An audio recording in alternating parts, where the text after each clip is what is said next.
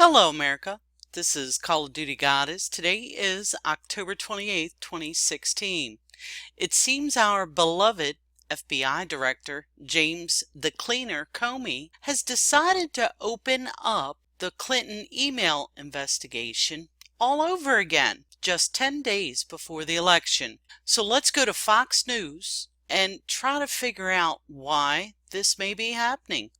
And now we have more information about the fallout from these WikiLeaks documents and the reopening of this case. What have you learned? A big deal, and we've just confirmed this at Fox News. We have a copy of the letter. I have it right here from James Comey, the FBI director, sending this to Congress, that the criminal investigation of Hillary Clinton, the former Secretary of State, is back on. What is key here is that he is saying in the letter to top chairman and chairwoman on Capitol Hill, quote, in connection with an unrelated case, the FBI has learned of the existence of emails that appear to be pertinent to the investigation. This is James Comey at the FBI. I am writing to inform you that the investigative team briefed me on this yesterday, and I agreed the FBI should take appropriate investigative steps designed to allow investigators to review these emails to determine whether they contain classified information, as well as to assess their importance to our investigation. Although the FBI cannot yet assess whether or not this material may be significant, and I cannot predict how long it will take us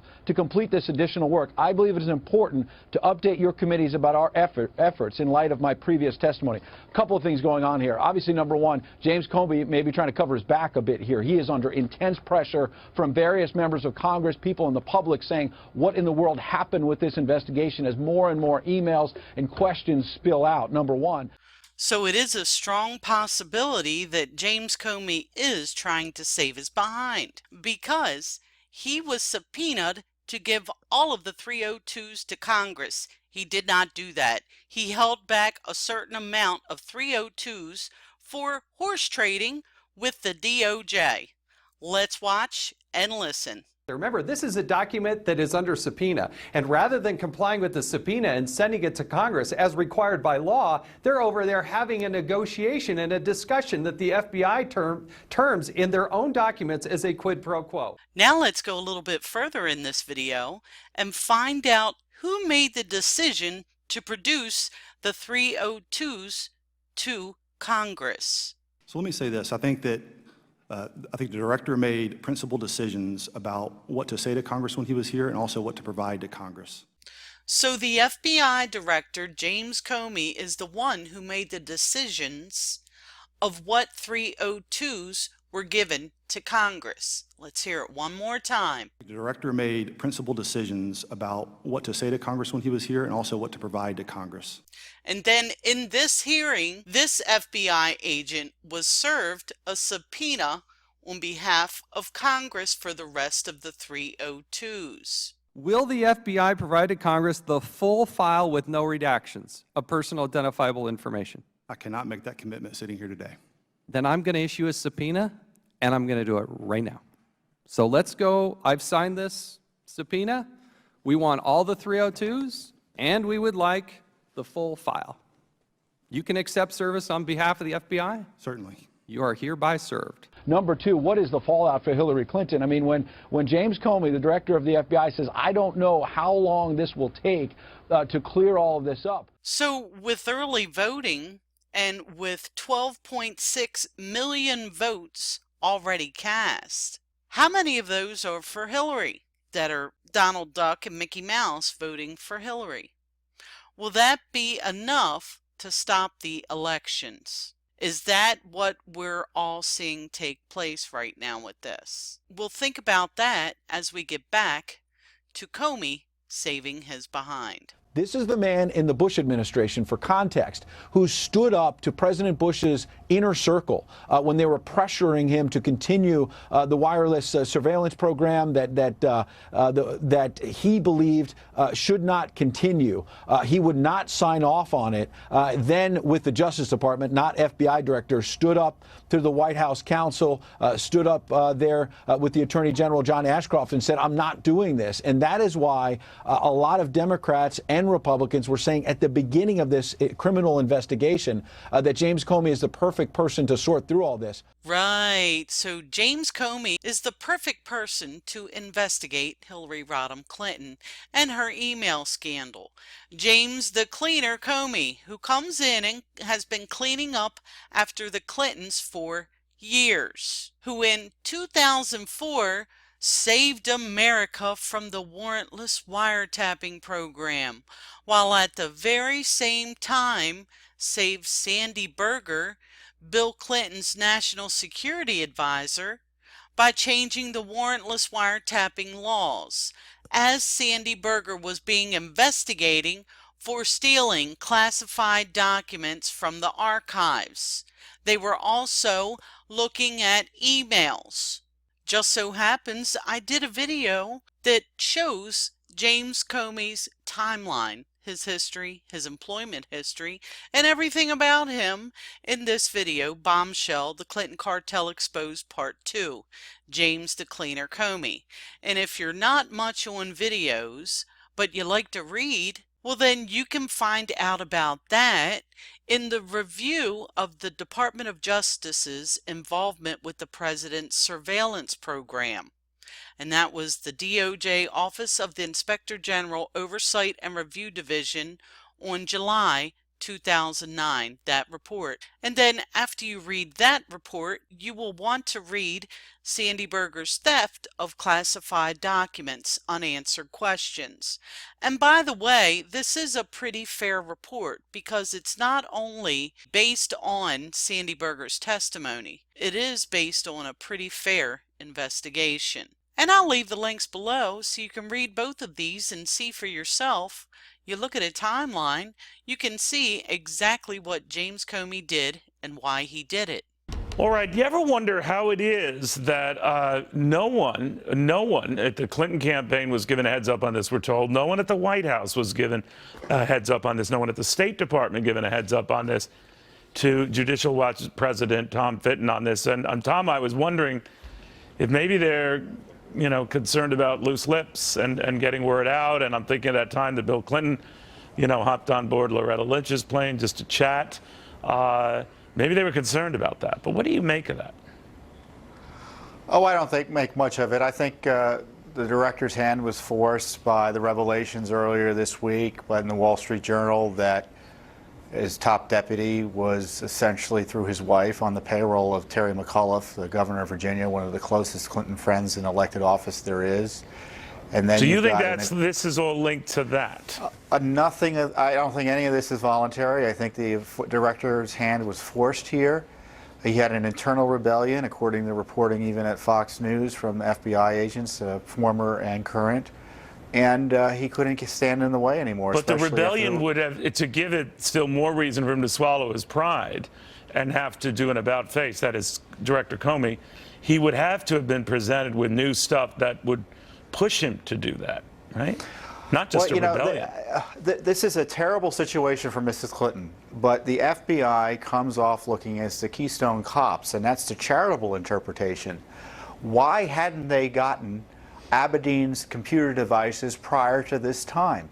Abedin had an email account on the Clinton email server, the only State Department official other than her that we're aware of other than Hillary Clinton, to have an account on this email system. We know classified material was in her emails, Abedin's emails, through our litigation, and yet it's only recently they go looking for emails at her home or on her devices. What was the FBI doing that they waited so long to ask these key questions? No, that's a very good, actually, that's a very good point. Now, we're told this came to light because obviously a separate investigation going on against her husband, her estranged husband, Anthony Weiner, a sexting case that they're looking into, and this came up in the course of that investigation. Do you buy that? No. I believe the documents were there for the taking as a result of that investigation. In other words, she could have been commenting and talking and communicating with him, and compromised material came over. I think they seized the devices, it looks like, in the course of the investigation of Weiner, but they should have seized the devices for other reasons. Well, they've got because 4 devices. Abedin's They've got 4 devices. Now, let's assume that 1 each from Abedin and the congressman, former congressman. Hey, What else? Neil, if you were the advisor or key advisor, Secretary of State, and you had a secret email system, we're on her secret email system, and there are records showing you were getting classified information, every computer that you and your family own would be in the custody of the federal government, and the FBI would have taken it all. And the fact they hadn't done it until evidently recently raises additional questions about what the FBI was doing and the compromised, corrupted investigation by the FBI and the Justice Department into Hillary Clinton, who is a favored person in terms of any investigation by this administration. We are in a crisis right now as a result of what Mrs. Clinton did and what the compromised co-conspirators over in the Obama administration has done for her. And now we've got this mess a few days before the election. It isn't fair to the voter, and frankly, it isn't even fair to Hillary Clinton that they're throwing this stuff out there at the last minute without any further detail to help voters or even Mrs. Clinton defend herself at this Well, no, you're right about this, and apparently they were exercised over how to go about this. We're learning from our Washington office that the debate was going something like this. Do we do it now or do we do it later? That was a tough question. This is an enforcement official speaking to one of our Washington people. The decision was made to inform the committee now about what they had because they didn't want to be accused of holding information that could have been pertinent to the investigation and then have to inform Congress after Election Day. So they were doing, if that's to be believed, their own Heine covering. I hear all this, and it just reconfirms why Comey should have nothing to do with this anymore, why there needs to be some type of independent counsel or special counsel, which is allowed under the regulations of the Justice Department.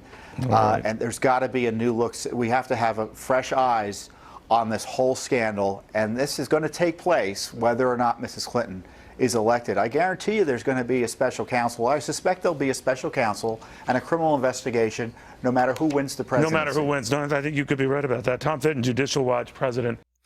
Now, it may very well be voluntary that Comey is doing this in order to save his behind, because Comey obstructed justice by not supplying Congress with the subpoenaed documents that they asked for. With the way Hillary and the communists are acting, it's making Comey look like he is bipartisan, when in fact he is part of the Clinton cartel. This is a cover-up, folks. And there does need to be an independent counsel to investigate this situation with Hillary Clinton. Unfortunately, the FBI agreed to destroy evidence in the Clinton email scandal. So not only did Comey obstruct justice by not supplying Congress with all of the subpoenaed 302s, but he ordered some of the evidence against Hillary destroyed. Here's a letter sent on October 3rd, 2016 to Attorney General Loretta Lynch from Chairman Goodlatte of the Judiciary Committee. Like many things about this case, these new materials raise more questions than answers. Please provide a written response to the below questions and make DOJ staff available for a briefing on this matter no later than October 10th, 2016. Number 1. Why did the FBI agree to destroy both Cheryl Mills and Heather Samuelson's laptops after concluding this search? Number 2. Doesn't the willingness of Miss Mills and Miss Samuelson to have their laptops destroyed by the FBI contradict their claim that the laptops could have been withheld because they contained non-relevant privileged information? And it goes on. James Comey is trying to save his butt and hopefully stop the election in the process. Now, if you're still not convinced about what James Comey's role is, that he is part of the Clinton cartel, let me show you a little clip from 2007 here. So to set up a backdrop on this video, this is from 2007 when James Comey was testifying in Congress about how he saved America in 2004 from the warrantless wiretapping program, when in reality it's my belief that George Bush set up Gonzales to be in the hospital room of Ashcroft to ask for a signature.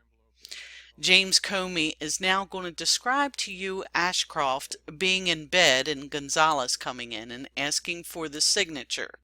James the Cleaner Comey should now be called James the Drama Queen Cleaner Comey. Watch this. Attorney General Ashcroft then stunned me. He lifted his head off the pillow and in very strong terms expressed his view of the matter, rich in both substance and fact, which stunned me, drawn from the hour-long meeting we'd had a week earlier, and in very strong terms expressed himself, and then laid his head back down on the pillow, seemed spent, and said to them, "But that doesn't matter because I'm not the Attorney General." In true drama queen form, this is how James Comey operates. He is doing the same thing that he did in 2004. Folks, what we are witnessing is nothing but a dog and pony show, because I have not heard one single person talk about the 302s and James Comey withholding them from Congress. The 302s were subpoenaed. That's got to be against the law. He should suffer some consequences for that. But Jason Chaffetz, the Judiciary Committee, no one on any of the House Oversight Committee or the Judiciary Committee is mentioning this. This is extremely important. James Comey should not be investigating anything. He should be on trial right now for what he did, not only with the 302s, but for destroying evidence, for having FBI agents destroy the laptops of Cheryl Mill and the Samuelson girl. That's how that goes. So what are your thoughts on this? Do you think this is a dog and pony show? Do you think the elections will be stopped? Leave your comment below. This is Call of Duty Goddess signing off, and as always, I've got your 6.